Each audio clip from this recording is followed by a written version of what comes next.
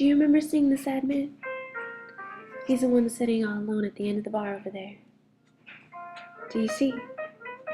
He's had so many beers when Glance and you assume him disgusting. The way he looks that pretty little bartender up and down, trying to call her over. You just pity his being so pathetic. He's tried talking to you before too, remember? Quite a few times. Even the first was more than you'd wanted.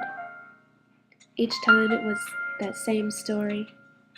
Something about when he was younger. The sad man is really proud of this story. He laughs and pounds his drink on the counter with every joke he throws in. But each time, he's so far past coherency. He doesn't remember how many times he's told this story before. Night after night after night.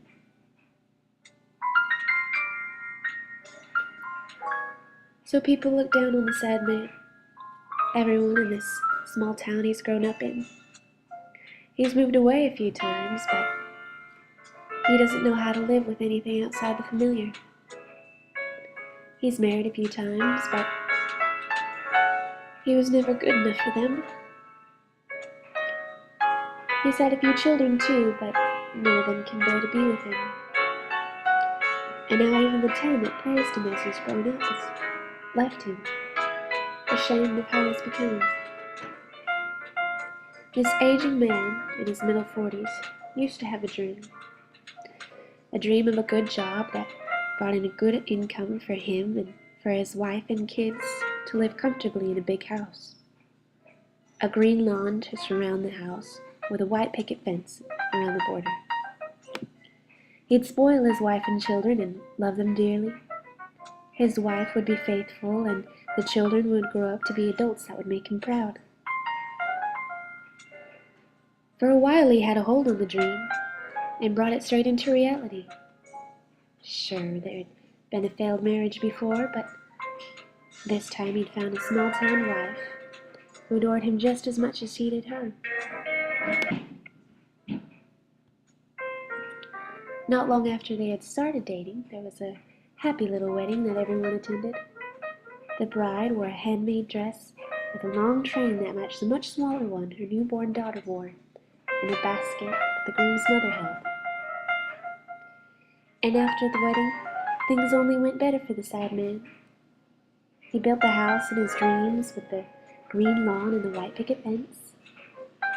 His little daughter would run around everywhere with him and even sit right next to him in the truck anytime she could go to work with him. His wife stayed at home, working for the company, which was becoming quite successful, and she had breakfast with his mother at the Sweet Tooth Cafe every morning and had dinner on the table every afternoon. The words everyone used to describe his family were picture and perfect. But the man had always been suspicious and accusatory. So when he started noticing more and more the man his wife was spending time with, the more and more he became possessive and controlling. He had always been a drinker, but now the drinking came every night. Every night he would stumble in accusing his love of sleeping around with another man and making a fool out of him, as she put it. For months, until one day his wife filed for separation and ended up taking the little girl. She headed out to the country because she'd always wanted to become a chef. She dreamed about it when she was younger. She'd left him with half of what he had before, without his daughter, and even less money on account of the amount that he'd spent trying to get both of them back. 2 years would go by, and the sad man would be alone, until he should meet another young woman who would sweep his heart away. This time he had a simple wedding, just jeans and t-shirts and close friends and Miller Lite.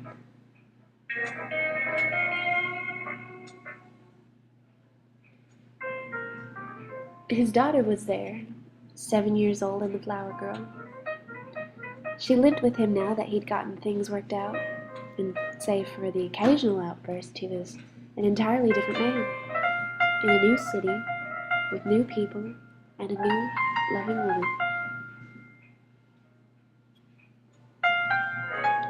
It was 7 years later, a new daughter, and I moved down to the southern states when the fighting started.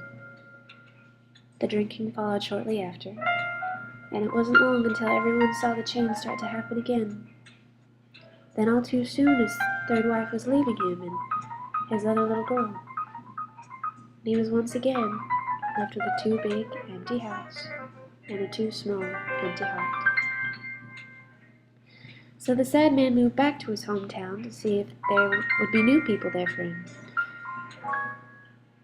His family tried to help him. His friends tried to help him. And his first daughter, now 16, and newly back from a year out of the country, tried helping him out of pity of the routine she always saw her father fall into. She moved back with him for the summer and tried to make everything better. The people in the town pitied her, though, just as they pitied her father. She could hear their whispers when she walked past. "Oh, that poor girl. How could her father behave like this with her?" Or, "Oh, that poor girl needs to get some sense in her and just leave that man behind." But that poor girl didn't know what to do. Out of love for her father, she wanted to stay. She tried to help him be safe when he was too drunk to walk home, but he drank every night. He would call her accusingly if she was out for more than an hour, just like he had done to her mother. Then if he heard anyone say that she was walking with a boy, he'd drink some more and call her vulgar names, just like he had done to her mother. Then, when she'd be trying to calm him down once he had gotten home, he'd tell her how awful her mother is and how she's exactly like her.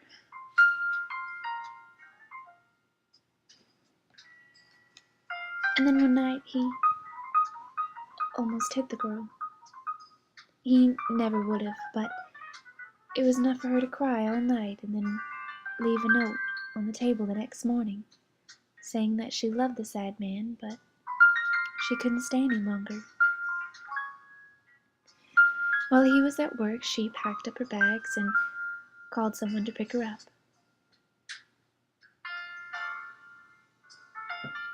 She was already miles and miles away in the air before he even knew he'd lost her.